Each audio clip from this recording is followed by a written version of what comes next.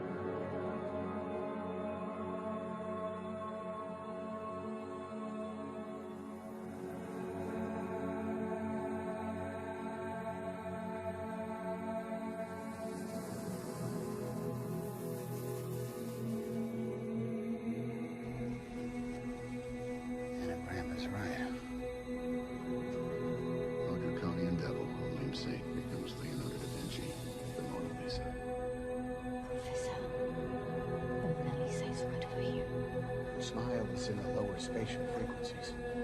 The horizon is significantly lower on the left than it is on the right. Why? Well, see, she appears larger from the left than on the right. Historically, the left was female, the right was male. The sacred feminine. So dark, the con of man. Is it another anagram? Can you break it? Moon, sermon, charms.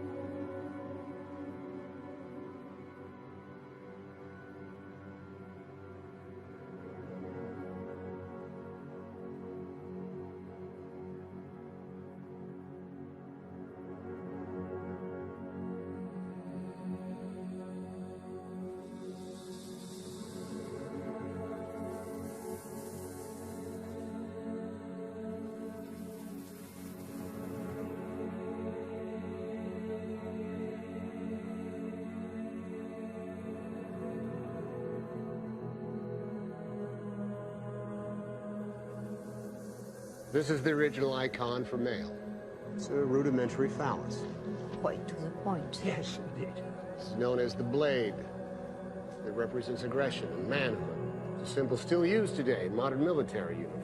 Now, as you would imagine, the female symbol is its exact opposite. This is called a chalice. The chalice resembles a cup or vessel, or more importantly, the shape of a woman's womb. It is quite literally this ancient symbol of womanhood. And in this case, a woman who carried a secret so powerful that if revealed, it would devastate the very foundations of Christianity.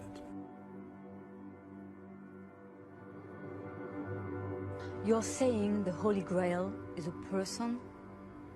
A woman? And it turns out that she makes an appearance right there. Theories. There are theories. Notice how Jesus and Mary are clothed. Mirror images of each other. The mind sees what it chooses to see. Mirror images of each other. The mind sees what it chooses to see.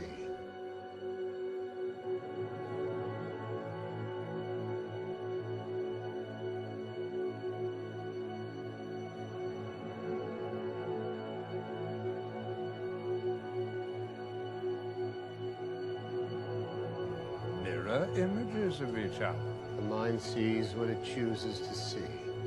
Now, my dear, the word in French for Holy Grail. Le Saint Graal. The Middle English Sangria of the original Arthurian legend. Now, as two words. Can you translate for our friend?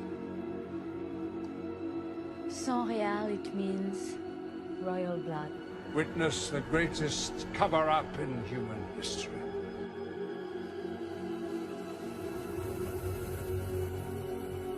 This is the secret the Priory of Sion has defended for over 20 centuries. They are the guardians of the royal bloodline. Keepers of the proof of our true past. They are the protectors of the living descendants of Jesus Christ. There's so many brilliant things in the Bible, and you can read it over, and many people have done this and they've led their life that way, but you can read it hundreds and hundreds of times. You know, David, they say great art, like the Mona Lisa. Some people, they look at it and it doesn't look as great at the beginning, and then they'll look at it. By the time they see it many, many times, it becomes the most, they can't take their eyes off it. Whereas art that's not great, you look at it, it looks beautiful at the beginning, but you get tired of it. The Bible is special. The Bible, the more you see it, the more you read it, the more incredible it is, and the more you realize. It's like a great, you could say, I mean, I don't like to use this analogy, but like a great movie, a great, incredible movie.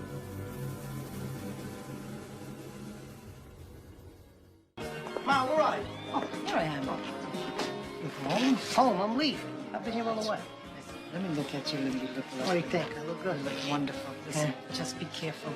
Congratulations. I wish you lots of luck. I love you. Don't paint any more religious pictures, please. Be careful. God be with you. Bye, Ma. Don't paint any more religious pictures, please. Be careful. God be with you. Bye, Ma. Don't paint any more religious pictures, Be please. careful. God be with you. Bye, Ma. Don't paint any more religious pictures, Be please. careful. God be with you. Bye, Ma. Don't paint any more religious pictures, Be please. careful. God be with you. Bye, Ma. I'm the hand of Mona Lisa's skirt. I'm a surprise, Kevin. They don't see me coming. That's what you're missing.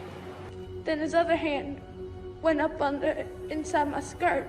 You know, I could say, they'd say you don't cure, as an example, child molester. You don't cure these people. You don't cure a child molester.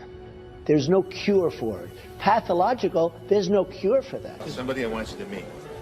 Kevin and Marianne Lomax. This is Senator Alphonse D'Amato. Ambassador Charles Gagano. In case you didn't know, these are the Republicans of New York. You know, Barjoon always overstates things. Donald Trump was supposed to be here tonight, but he had a business emergency. Probably Mark Zuckerman. In case you didn't know, these are the Republicans of New York. You know, Barjoon always overstates things. Donald Trump was supposed to be here tonight, but he had a business emergency. Probably Mark Zuckerman. Mr. Murdo? You're on. Mr. Murdo? For God's sake, man.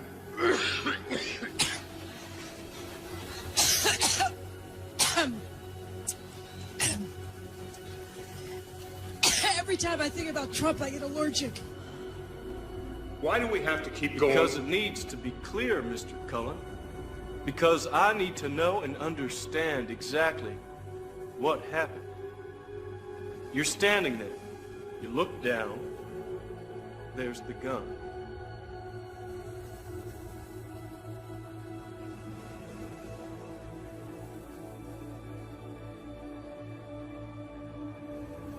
You kneel down to pick it up? You work late, you come home, you walk in, everybody's dead. It's not something you planned for. Stop. Back up. Two prints by the gun. Right hand, right knee. Right knee. We have been over this. I'm trying to picture it. I'm trying to picture it. Your hand came from inside and underneath. I'm the hand of Mona Lisa's skirt. I'm a surprise, Kevin. They don't see me coming. That's what you're missing. And I'm talking to my friend who I'm sitting to and across from on my left side. I'm very clear on this. This is the vivid part for me. So the person on my right, who unbeknownst to me at that time was Donald Trump, put their hand up my skirt. Your hand came from inside and underneath. I'm the hand of Mona Lisa's skirt. You ever ask God for forgiveness? That's a tough question. I don't think in terms of, I'm a religious person. Shockingly, because people are so shocked when they find this out. I'm Protestant, I'm Presbyterian, and I go to church and I love God and I love my church. And Norman Vincent Peale, the great Norman Vincent Peale was my pastor. The power of positive thinking. Everybody's heard of Norman Vincent Peale. He was so great. He would give a sermon you never wanted to leave. Sometimes we have sermons, and every once in a while we think about leaving a little early, right, even though we're Christian. Dr. Norman Vincent Peale, Frank, would give a sermon. I'm telling you, I still remember his sermons. It was unbelievable. And what he would do is he'd bring real-life situations, modern-day situations, into the sermon. and you could listen to him all day long. When you left the church, you were disappointed that it was over. He was the greatest guy. And then, you know, he passed away, but he was a great... He wrote The Power of Positive Thinking, which is a great book. But have you ever asked God for forgiveness?